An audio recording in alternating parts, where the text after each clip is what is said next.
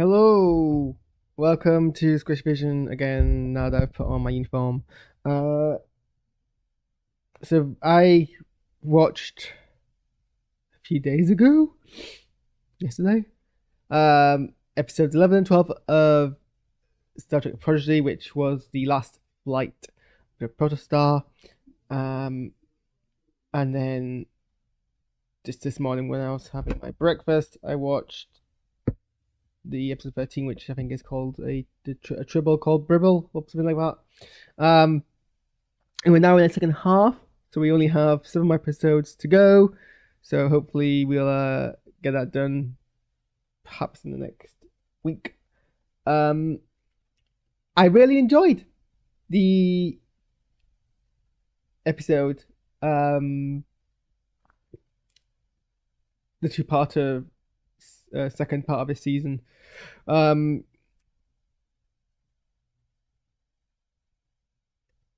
was basically it was a story literally in 2 parts. The first one was trying to get Chakotay to like change his attitude towards getting back home. And it was actually kind of dark because like this is a man, this is Chakotay broken in grief, upset about losing all of his crew. It's very much a Luke Skywalker kind of situation here, and having to face kind of the idea of optimism again from the Prodigies, the kids, and so obviously that was a whole kind of exploration of what Chakotay is like in grief, and the kids trying to prove him wrong.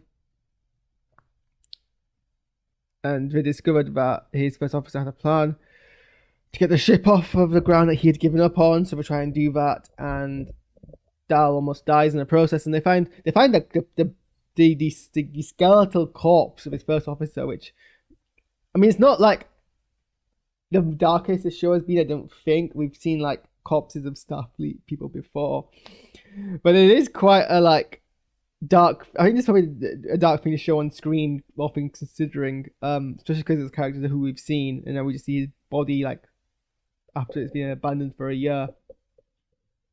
So, and then obviously Chakotay breaks down and like accepts that he's doing things the wrong way around, and then we get the next episode, which is basically the kind of the it's what Star Trek does very well. Sometimes it's the descend into hopelessness, and then the escalation of more hopelessness, and it always ends with that beautiful bit, which is when a starship escapes from where it's trapped and flies off, and there's inspirational music, and we got that. And the Protostar flies again, the ship that we were used to being in through the first season. I am wondering kind of though how this like fixes the timeline, because this is a Protostar that's now been abandoned for 10 years.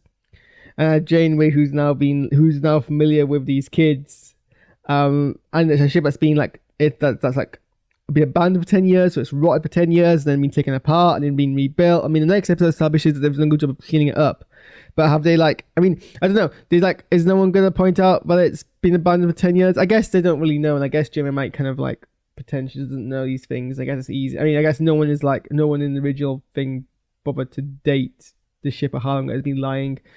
And again, it had been lying in like Talos More for like a while, so maybe all they need to do is like just abandon it in Talos More 10 years later after it was originally. Or I guess they don't actually know, so I guess it does work out actually, in that scheme of things. But it was a very dramatic kind of episode. It had like parts where, I mean, obviously I don't think any of the main characters are going to die or be at risk of death yet, but characters can die. Janeway died. Obviously the first officer died, so like people in this show can like be in danger. I didn't think that was going to happen here, but it definitely had, like, did a good job of having the appropriate amount of like risk in it. And seeing a ship being used as a sailing boat is obviously a lot of fun. Dal had a character moment with Chakotay about command, but I'm not quite sure it was done fantastically. But it's definitely like a moment. I mean, there's a lot of times that Dal has like these command exploration, like character growth moments, and I don't always think they're done very well. I'm not sure how well Dal's growth is done, but there's definitely like an attempt there. I mean, I did enjoy the episode last season with them all on the hologram doing the Kobayashi Maru but I had like criticisms of it as well. And then triple episode was a nice kind of thesis exploration on like failure and stuff, and that, you know, sometimes failure is not a bad thing and give you opportunity to grow, and sometimes there's gonna be happy mistakes that actually, you know, provide opportunities you wouldn't have otherwise, so, you know, don't like stress about it. I got to see giant monstrous, I think the equivalent of a kaiju tribble, which was a fun thing to kind of delve into. Saw a Klingon scientist who accidentally created that, and I think that's kind of a brilliant, a bit of like in-universe irony that a Klingon scientist created the most monstrous of tribbles. I love that as a concept. What else? Chakotay being like a captain for this like tiny crew was nice to see. I do question kind of Rock's logic where she blames herself for accidentally creating. I guess it was her fault. She didn't like double check. She didn't contaminate these petri dishes. But also, like, you were commenting on how the place wasn't sanitary in the first place. And it's not really your fault. Like, it was going to happen inevitably. So I don't really think it's really your fault, Rock. You should have, and you know, it's not like, oh, I made a miscalculation. Well, no, you didn't. It was an accident from things that weren't your fault. That just like happened.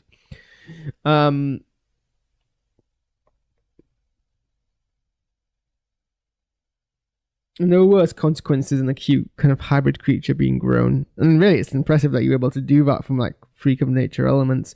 Also, Rock's like, I didn't know tribble have teeth, but they do. We've seen. Oh, I guess that's an attacked mutant tribble, not a natural tribble. We see it in the last season of Picard.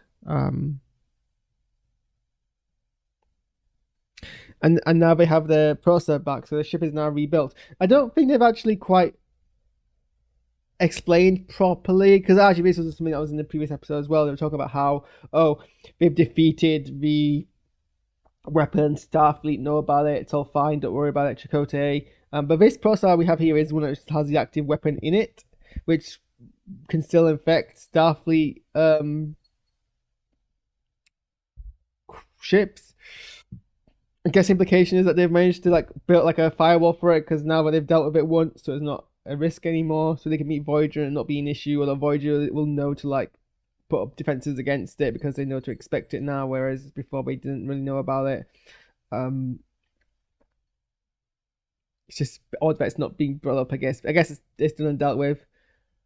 So yeah, those are my thoughts. I'm gonna end it there because I've got to do a reaction video to 2 trailers I haven't seen yet, so we're gonna quickly jump over to do that. But thanks for tuning in. It's hard to do these reaction videos when I'm like, there's so little to talk about in the first place, and there's gaps between me watching it and me doing reaction videos, but my day just hasn't quite worked out that way.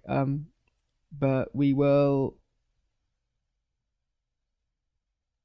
end it there. So thanks for tuning in, and I'll see you in a few minutes when I set my new stream. Okay, goodbye.